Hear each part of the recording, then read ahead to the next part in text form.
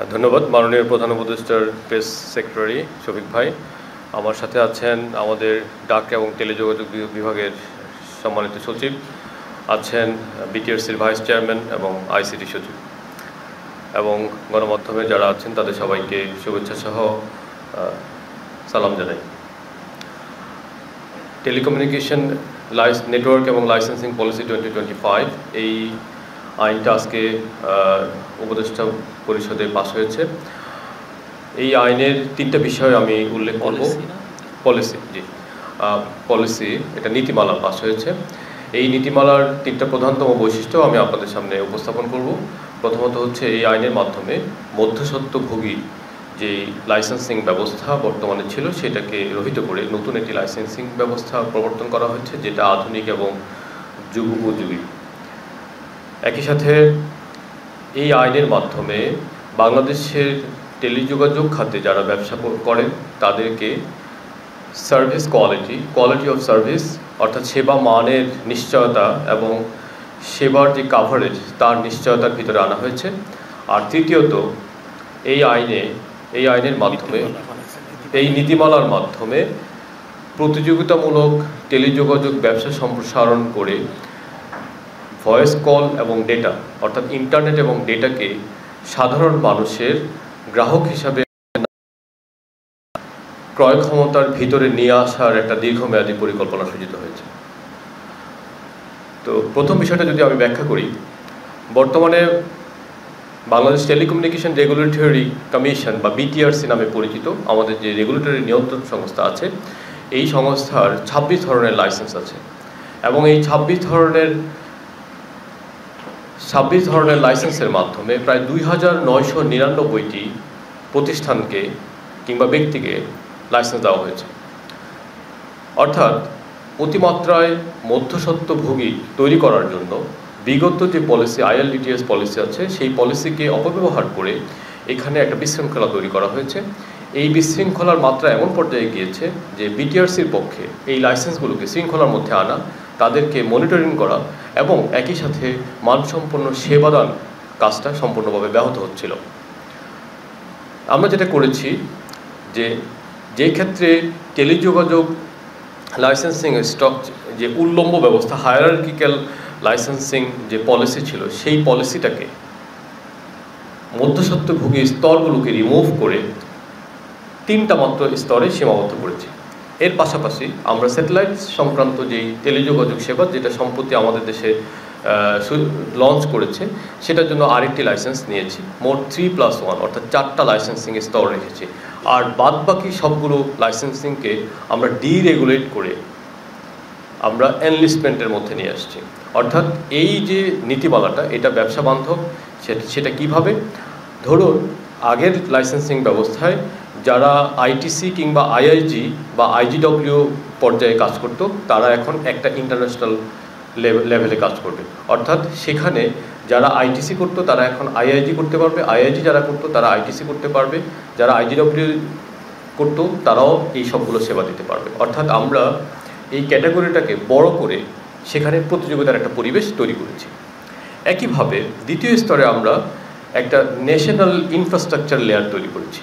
অর্থাৎ এই স্তরে অবকাঠামোগত যারা বিনিয়োগ করবে, যেমন ধরুন ফাইবার নেটওয়ার্ক, দেশব্যাপী যে ফাইবার নেটওয়ার্কটা আছে, যেমন ধরুন টাওয়ার ব্যবসা সেটা আছে, যেমন ধরুন ডেটা সেন্টার ইত্যাদি আছে। তো এর মধ্যে আমরা 2টা ক্যাটাগরি রেখেছি, একটা হচ্ছে টাওয়ার লাইসেন্স এবং আপনার ফাইবার লাইসেন্স।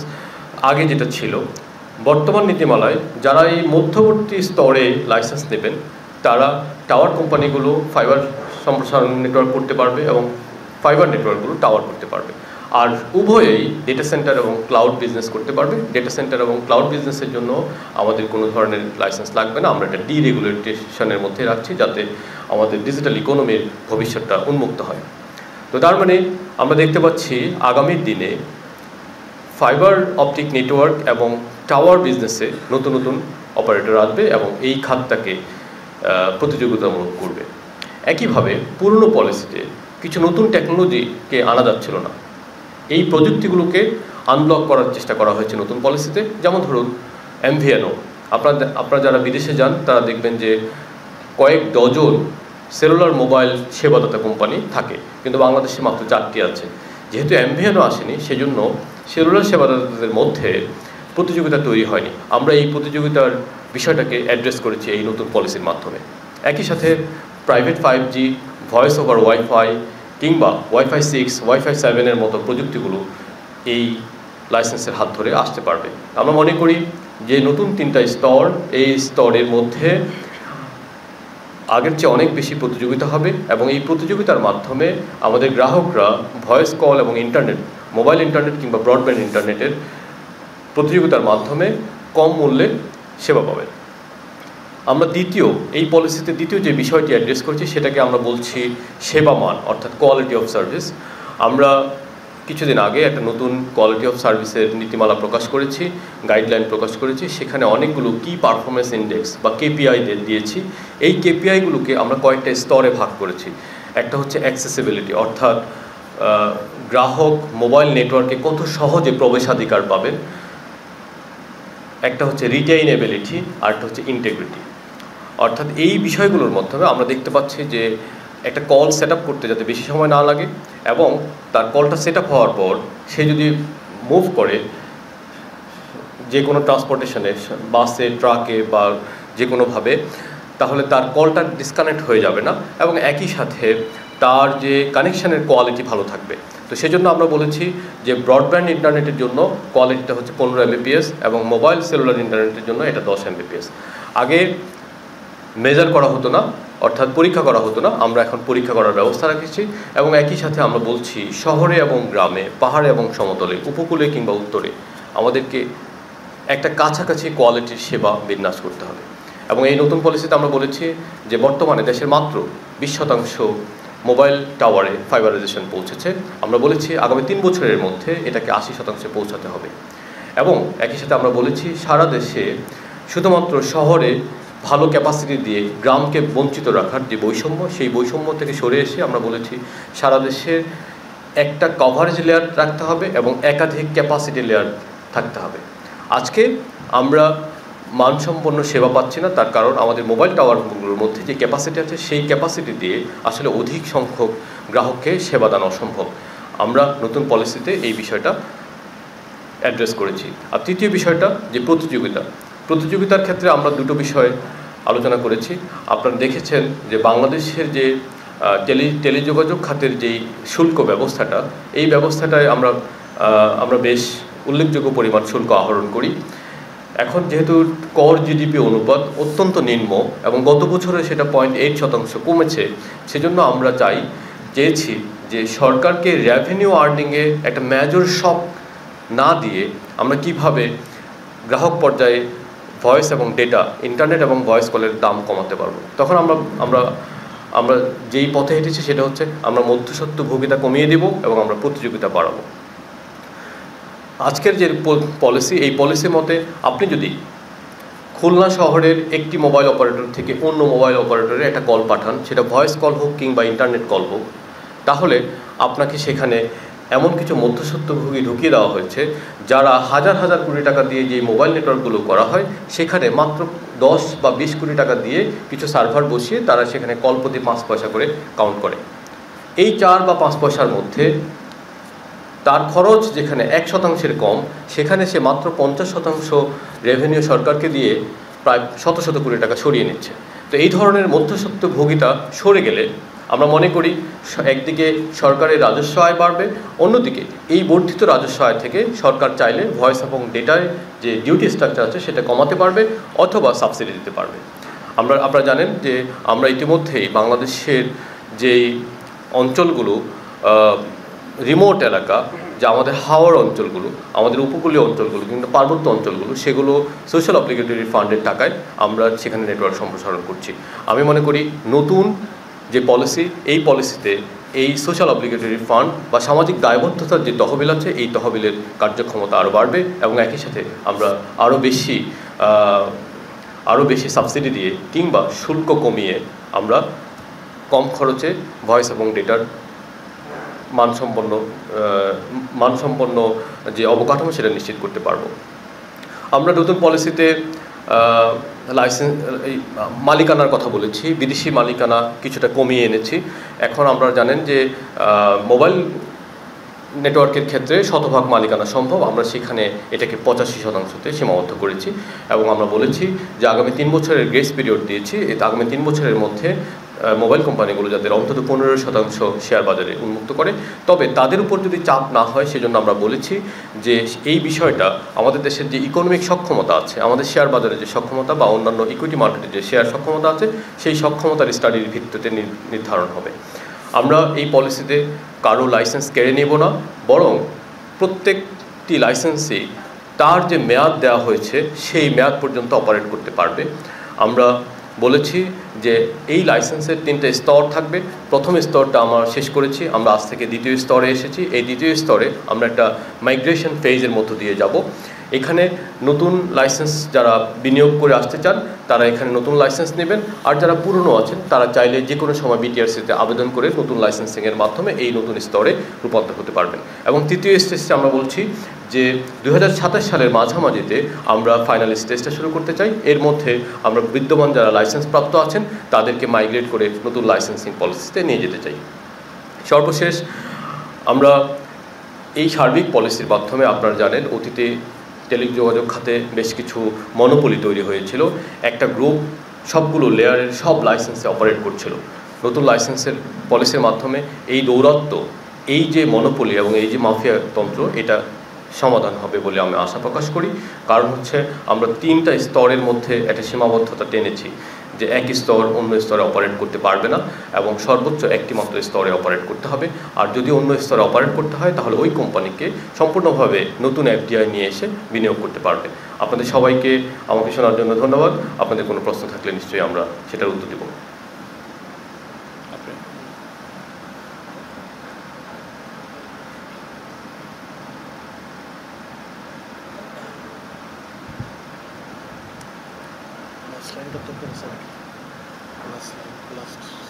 আমার নাম মহিদুল হক, আমি নিউজে কাজ করি।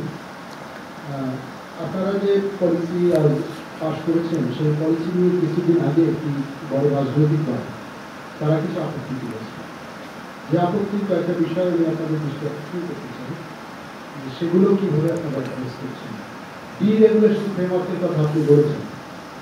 এই পলিটিক্যাল পার্টিটির আপত্তি ছিল যে ডিরেগুলেশন ফ্রেমওয়ার্কের কথা যেটা পলিসিতে বলা হয়েছে সেটা যদি ইমপ্লিমেন্ট করা হয় without a clear safeguard for the SMEs, তাহলে এই এসএমই অনেক ক্ষতিগ্রস্ত হবে, এসএমই যে সমস্ত প্রতিষ্ঠানগুলো আছে। আচ্ছা, তারা আরেকটা বলেছিল যে ফরেন ওনারশিপের কথা আপনি বলেছেন যে এখানে সংকুচিত করা হয়েছে। এটাকে তারা বলেছিল যে ফরেন ওনারশিপের ক্ষেত্রে যে নীতিমালায় যেটা বলা হয়েছে সেটাকে তারা এক ধরনের এমবিগিউটি করেছিল এবং বলেছিল এটা আমাদের ফরেন ইনভেস্টমেন্টকে দিতে হবে। এটা আপনারা কি বলেন? জি, ধন্যবাদ। প্রথমে যেটা বলেছেন, আসলে এসএমইর জন্য ডিরেগুলেশন মানে যৌক্তিক বিষয়, অর্থাৎ আমরা যত বেশি ডিরেগুলেশন করব এসএমইর জন্য তত বেশি সহায়ক হবে। আমরা এখানে যেটা করেছি যে এসএমই বান্ধব পলিসি করার জন্য আমরা বলেছি যে উপজেলা পর্যায়ে এবং জেলা পর্যায়ে যারা আইএসপি লেভেলে বিজনেস করতে চান আমরা তাদেরকে একটা লাইট রেগুলেশন এনেছি, অর্থাৎ লাইট একটা লাইসেন্স। তাদেরকে ন্যাশনাল পর্যায়ে যেই ফি এবং যেই শর্ত, এই শর্ত তাদের ক্ষেত্রে প্রয়োগ হবে না। অর্থাৎ এই নতুন পলিসি আগের চেয়ে অনেক বেশি এসএমই বান্ধব। আমরা আসলে এটাও চাইনি, আমরা চেয়েছিলাম যে সম্পূর্ণভাবে ডিরেগুলেট করে দিতে, যাতে করে আমাদের আঞ্চলিক যে উদ্যোক্তারা আছে তারা শুধুমাত্র একটা রেজিস্ট্রেশন করেই এই আইএসপি লাইসেন্সটা করতে পারবে। যেমন ধরুন লালমনিরহাটে বা কুড়িগ্রামের একটা খামারে 20,000 গরু আছে, উনি আইওটি দিয়ে ওনার গরুগুলোকে ট্র্যাক করতে চায়। আমরা চেয়েছিলাম তাকে আমরা একটা আইএসপি লাইসেন্স দিয়ে দিব, সে মানে ডিরেগুলেটেড লাইসেন্স দিয়ে দেবে শুধুমাত্র রেজিস্ট্রেশনের সাপেক্ষে। কিন্তু ওনাদের পক্ষ থেকে একটা আপত্তি এসেছিল, আপত্তির কারণে আমরা এটা পুরোপুরি ডিরেগুলেট করতে পারিনি। সেটা হচ্ছে ওনারা বলছেন ওনাদেরকে যদি বিটিআরসি থেকে কোনো ধরনের লাইসেন্স না দেওয়া হয় তাহলে ওনারা ব্যাংক ঋণ সহ বিভিন্ন ফাইন্যান্সিয়াল অ্যাক্সেস পেতে তাদের অসুবিধার সম্মুখীন হবে। তো সেই জন্য পরবর্তীতে আমরা আবার তাদেরকে লাইসেন্সের মধ্য দিয়ে নিয়ে এসেছি। আশা করি উত্তরটা পেয়েছেন। আর দ্বিতীয় যে বিষয়টা, বিদেশিদের যে বিনিয়োগের কথা বলেছেন সেটা কোনো ধরনের অ্যাম্বিগুইটি তৈরি হবে না। আমরা যদি ভারত বা পাকিস্তানে দেখি, আমরা তাদের সরকারি যে মোবাইল অপারেটরগুলো আছে সেখানে তারা লিডিং শেয়ার হোল্ডিং করছে, কিন্তু বাংলাদেশে বিভিন্ন কারণে আমাদের বিদেশিদের মালিকানা প্রায় শতভাগ রয়ে গেছে এখন একটা কোম্পানিতে প্রায় 30%, একটা কোম্পানিতে 10% রয়ে গেছে। সুতরাং আমরা মনে করি যদি 15% বিদেশি মালিকানার শর্ত দেওয়া হয় তাহলে সেটা আসলে তাদের বর্তমান পজিশনের কাছাকাছি, আমরা জাস্ট তাদেরকে এনকারেজ করছি। তবে লাইসেন্স আমরা বলেছি যদি কোনো দেশের সাথে WTO কিংবা গ্যাস চুক্তির অনুকূলে কোনো দ্বিপাক্ষিক চুক্তি থেকে থাকে তাহলে আমরা সেই চুক্তিকে রেসপেক্ট করব, এবং একই সাথে আমরা শেয়ার হোল্ডিংটাকে গ্রেস পিরিয়ড দিয়ে আমরা বলেছি সেটা আমরা স্থানীয় ইকোনমির উপযোগিতার ভিত্তিতে আমরা এটা নির্ধারণ করব। ধন্যবাদ।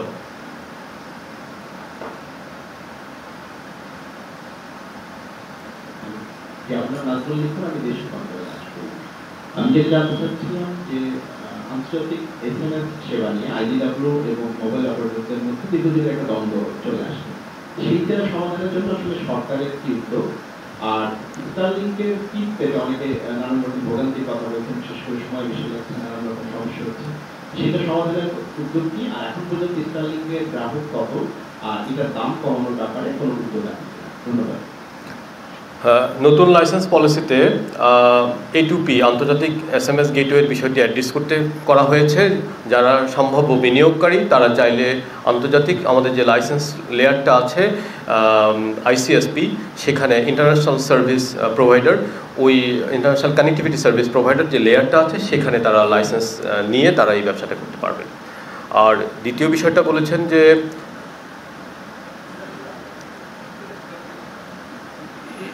স্টারলিংকের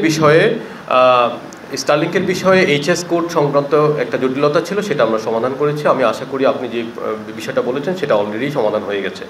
আর কতগুলো বিক্রি হয়েছে এটা আসলে আমরা জানি না, স্টারলিং জানে, এটা একটা ব্যবসায়িক উত্তর তাদের কাছে জিজ্ঞেস করতে হবে। আর দাম কমানোর ব্যাপারে আমরা আসলে যেহেতু এটা বেসরকারি খাত সেজন্য আমরা তাদেরকে একটা প্রাইস প্ল্যান তাদেরকে দিয়েছি যেটা অর্থ মন্ত্রণালয় অনুমোদন করেছে। আর এর বাইরে আমরা তাদের সাথে বাণিজ্যিকভাবে কোনো ধরনের প্রাইস নেগোসিয়েশন করছি না। তবে আমরা যেটা করছি আমাদের দেশের দুর্গম অঞ্চলে শিক্ষা প্রতিষ্ঠানে কিভাবে স্টারলিংকের স্যাটেলাইট ইন্টারনেট সেবা পৌঁছে দেওয়া যায়, যেমন পার্বত্য চট্টগ্রাম নিয়ে আমরা আলাদাভাবে আলোচনা করছি। ধন্যবাদ। আমি কাজ করি এখন টেলিভিশনে। আমি একটা বিষয়ে জানতে চাচ্ছি, সেটা হচ্ছে যে আমরা আজকে বিভিন্ন গণমাধ্যমে দেখেছি যে আগামী সরকারের মন্ত্রীদের জন্য অর্ধশতাধিক থেকেও বেশি গাড়ি কেনা হচ্ছে, যার মূল্য 100 কোটি টাকারও বেশি। আমার প্রশ্ন এটা কমেন্ট কোশ্চেনগুলো হোক, তারপরে এই কোশ্চেনগুলো দেখব।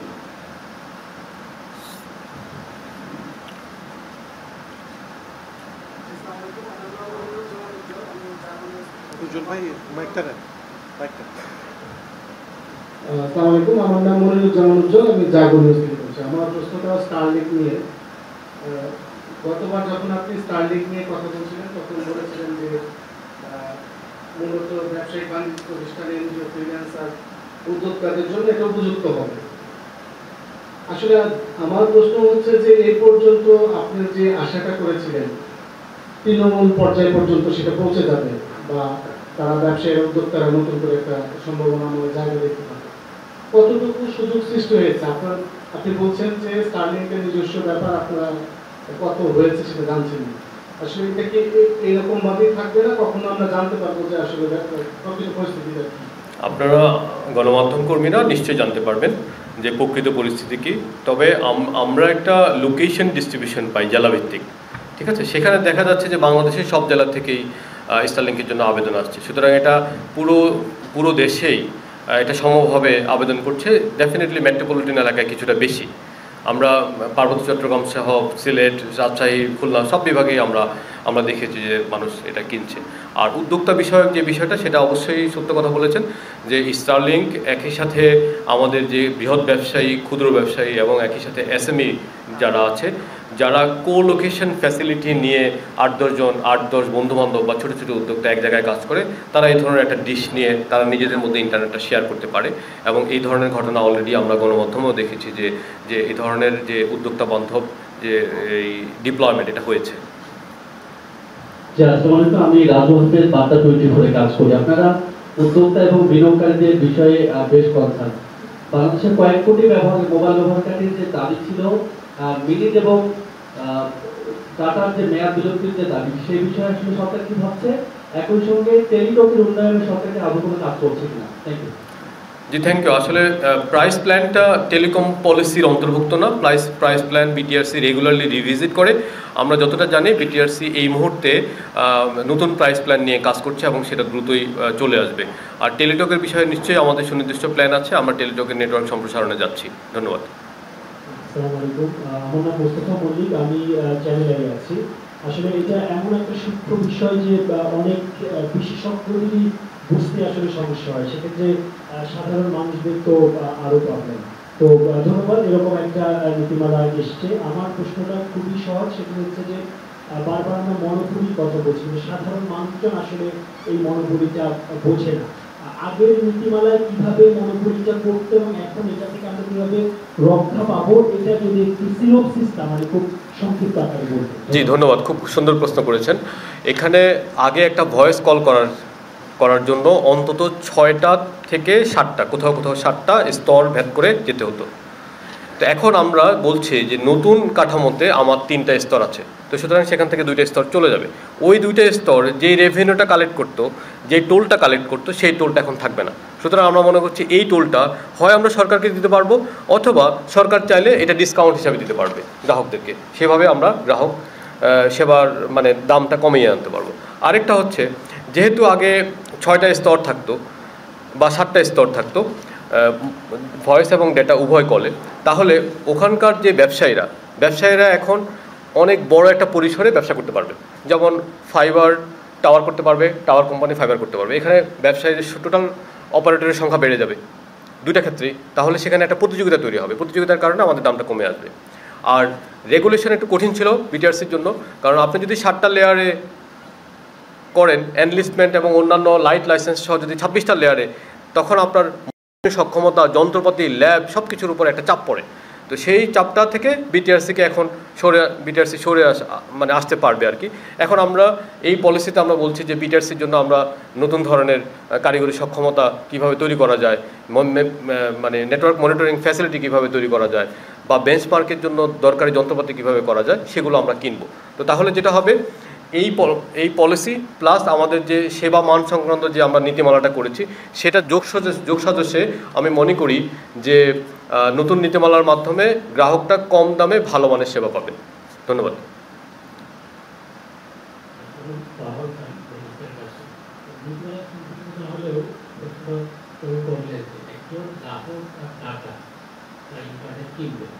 সেইটা তার অ্যাকাউন্টে জমা থাকবে, সেইটার জন্য এত চিন্তা ভাবনা কেন করতে হবে? এই ধরনের একটা কন্ট্রাক্ট যখন থাকে 1 বছর পরে এই জিনিসটা ইমপ্লিমেন্ট করতে পারলেন না, এটা আসলে সমস্যাটা কোন জায়গায়? একটা প্রশ্ন, 2টা প্রশ্ন আমি একসঙ্গে করি। নগদের জন্য সরকার বিনিয়োগকারী করছে, ডাক বিভাগ নগদের যেহেতু স্টেকহোল্ডার, এটা আপনারা কিভাবে সমন্বয় করবেন বা সিস্টেমে যাবে? নগদের বিষয়টা একেবারে এলিমেন্টারি। বিডা বিনিয়োগকারী খুঁজছে, তো এটা ইম্যাচিওর। এটা ম্যাচিওর হলে আমি আশা করি আমাদের যে বিডার প্রতিনিধি আছেন এবং আমাদের বিডার চেয়ারম্যান এটা ব্যাখ্যা করবেন।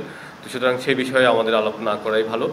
আর মেয়াদের বিষয়টা হচ্ছে, আসলে এটা একটা প্রতিযোগিতামূলক বিষয়। আমরা মার্কেটকে পুরোপুরি ডিকটেট করতে পারি না, এটা একটা মুক্তবাজার অর্থনীতি। বিটিআরসি থেকে একটা গাইডলাইন দিয়ে দেওয়া হয়, প্রাইস প্ল্যান দিয়ে দেওয়া হয়। ওই প্রাইস প্ল্যানের অনুসারে অপারেটররা নিজেদের মতো করে প্রাইস প্ল্যান ঠিক করে। তা আমরা একটা নতুন প্রাইস প্ল্যান নিয়ে আসছি, সেখানে নিশ্চয়ই এই বিষয়গুলো কোনটা কিভাবে অ্যাড্রেস বিষয় নিয়ে। তারপরেও দিন শেষে ডেটা বিক্রি, ডেটার মেয়াদ বিক্রি, এটা একটা প্রতিযোগিতামূলক বাজার। এখানে সরকারের নিয়ন্ত্রণ কিংবা সরকারের ইন্টারভেনশন মার্কেট কিভাবে নেবে, সেটার একাডেমিক স্টাডি হওয়া চাই। ধন্যবাদ।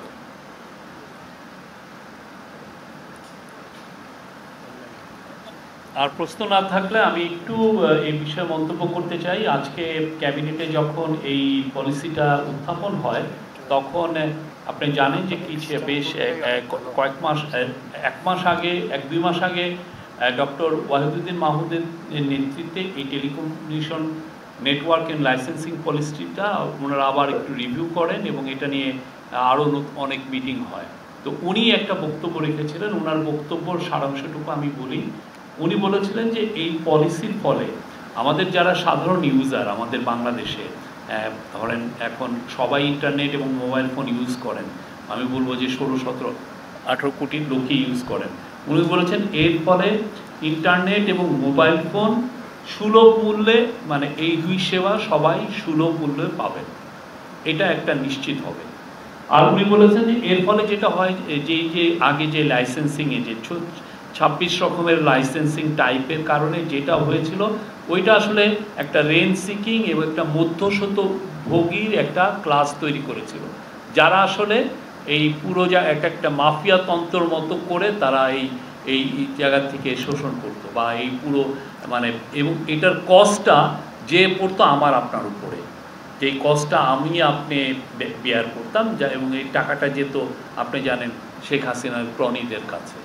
তো উনি বলছেন যে এর ফলে মিডিল ম্যান কেউ থাকবেন না এখানে। মিডিল ম্যানের যে জিনিসটা মানে কম্পিটিটিভ অ্যাটমসফিয়ারটা বেটার হবে, হওয়ার ফলে যেটা মিডিল ম্যান কেউ থাকবে এবং রেঞ্জ সিকিংটাও থাকবে না। উনি বলেছেন এতে এর ফলে যেটা হবে টেলিকমে ওভারঅল মানে ইনভেস্টমেন্টের খরচ কমবে, বিনিয়োগ প্রচুর বাড়বে এবং গেটওয়ের উপরে, আগে জানেন যে গেটওয়ের উপর মাফিয়াদের একটা অলিখিত নিয়ন্ত্রণ ছিল, সেটা পুরোপুরি চলে যাবে, অ্যাবলিশ হবে।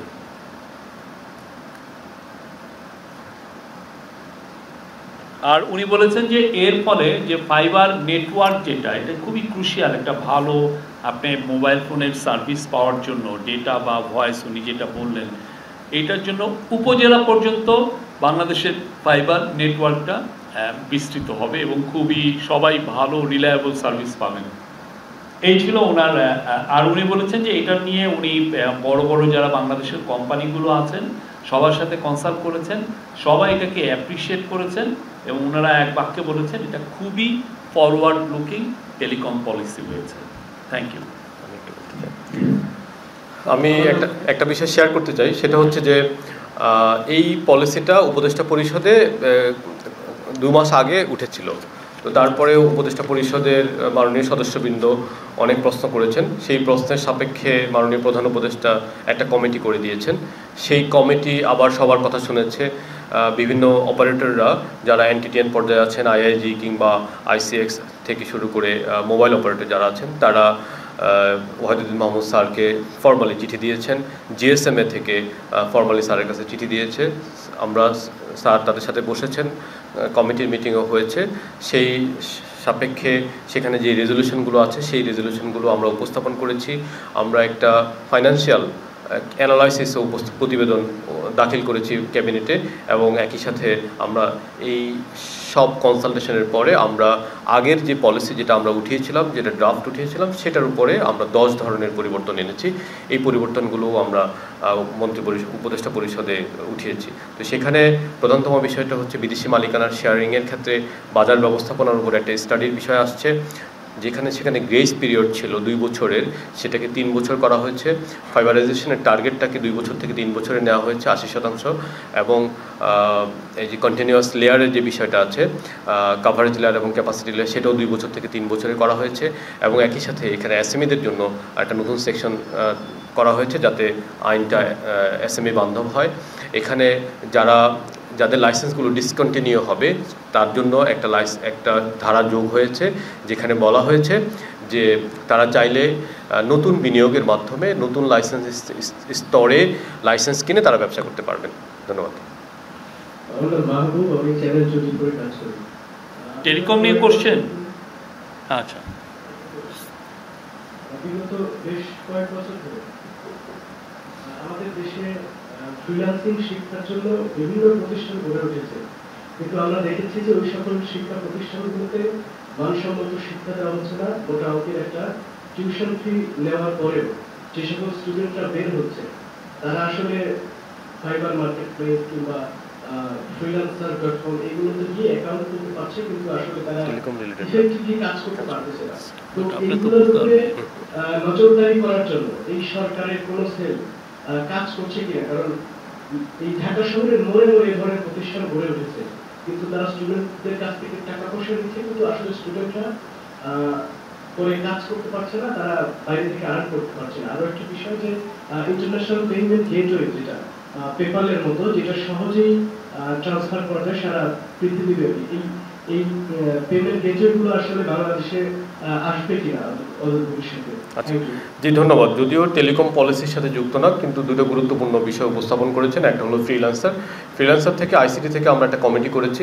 এই কমিটি পত্রপত্রিকার যে রিপোর্টগুলো এসেছে যে একটা সিন্ডিকেটের মাধ্যমে একটা সার্টিফিকেশন দেয়, সেই সার্টিফিকেশন না হলে ব্যাংকে ফ্রিল্যান্সাররা অ্যাকাউন্ট খুলতে পারে না। তো সেই বিষয়টা আমরা বন্ধ করে দিয়েছি ইতিমধ্যেই। বন্ধ করে আমরা একটা ডিজিটাল রেজিস্ট্রেশন, অনলাইন রেজিস্ট্রেশন করছি, যেই রেজিস্ট্রেশনের সাপেক্ষে ব্যাংকগুলো আমাদের ফ্রিল্যান্সারদেরকে আপনার ব্যাংক অ্যাকাউন্ট খোলার পারমিশন দিবে। তো এই বিষয়টা আমরা দ্রুতই আপনাদেরকে সুখবর দিতে পারবো বলে আমি বিশ্বাস করি। ইতিমধ্যে আগের যে কোম্পানিটার বিরুদ্ধে অনেক অভিযোগ ছিল, তারা যে অতিরিক্ত টাকা নিত বা ঘুরাতো, সেই কোম্পানিটার সাথে আমরা চুক্তি বাতিল করেছি। ইতিমধ্যে আমরা একটা কনসালটেশন করেছি, আর হচ্ছে বাক্যর সাথে, বাক্য কিছু বাংলাদেশ কল সেন্টার অ্যাসোসিয়েশন, বাক্য কিছু ফ্রিল্যান্সার লিডারদেরকে নিয়ে আসছিল। তো আমরা আরেকটা কনসালটেশন করতে চাই, যেখানে নেতৃত্ব দিবে আমাদের শহীদ মুগ্ধের ভাই স্নিগ্ধ, উনি একজন বাংলাদেশের শীর্ষস্থানীয় একজন ফ্রিল্যান্সার। ওনাকে নিয়ে আমরা আরেকটা কনসালটেশনে যাব। তারপরে আমরা এই বিষয়টা কিভাবে সামনে এগিয়ে নিতে হবে সেটার উপর আমরা সিদ্ধান্ত নিব। এটার উপরে আমরা একটা পলিসি প্রণয়ন করব। আর দ্বিতীয় যে বিষয়টা সেটা আমরা যেটা ভাবছি যে দেশের এডটেক অনেকগুলো কোম্পানি আছে এবং ফ্রিল্যান্সার আছে। আমরা বিটিআরসির মাধ্যমে এরকম একটা ন্যারেটিভ উঠানোর চেষ্টা করছি, যাতে এই দুইটা সেক্টরে ব্রডব্যান্ড এবং মোবাইল ইন্টারনেট সেবা প্রদানকারীরা কিছুটা ডিসকাউন্টেড রেট অফার করেন। এটা নিয়ে আমরা ভাবছি, যাতে আমাদের মোবাইল ইন্টারনেটটা স্কুল এবং লার্নিং ফ্রেন্ডলি বা ফ্রিল্যান্সার ফ্রেন্ডলি হন। তো এটা আমরা ভাবছি, এটা নিয়ে আমরা কাজ করবো ইনশাল্লাহ। আর তৃতীয় বিষয়টা কি বলেছেন যে পেইপাল, ফ্রিল্যান্সারদের অন্যতম গুরুত্বপূর্ণ দাবি হচ্ছে পেইপাল আর স্ট্রাইপ। আমরা পেইপালের সাথে যোগাযোগ করেছি, তাদেরকে একাধিক মেইল করেছি, তাদের কাছ থেকেও কিছু উত্তর পেয়েছি। আর পার্সোনালি আমি স্ট্রাইপের ভাইস প্রেসিডেন্টের সাথে মিট করেছি, তারা আমাদেরকে উত্তর দিয়েছেন। সেই উত্তরটা আমরা রিকনসিডার করার জন্য তাদেরকে আবেদন করেছি। তো এই আলোচনা পর্যায়ে আছে। আপনারা বুঝতেই পারছেন যে আমরা আশা করি, যেহেতু স্টারলিং বাংলাদেশে এসেছে, সেটার হাত ধরে গ্লোবাল এবং ভবিষ্যতে আমরা পেইপাল এবং স্ট্রাইপের মতো যারা ফ্রিল্যান্সার বান্ধব পেমেন্ট ইনফ্রাস্ট্রাকচার এবং গেটওয়ে, তাদেরকে নিয়ে আসতে পারবো। আপাতত আমরা খুব বেশি সুসংবাদ দিতে পারছি না, কিন্তু আমরা কাজ করে যাচ্ছি। ধন্যবাদ।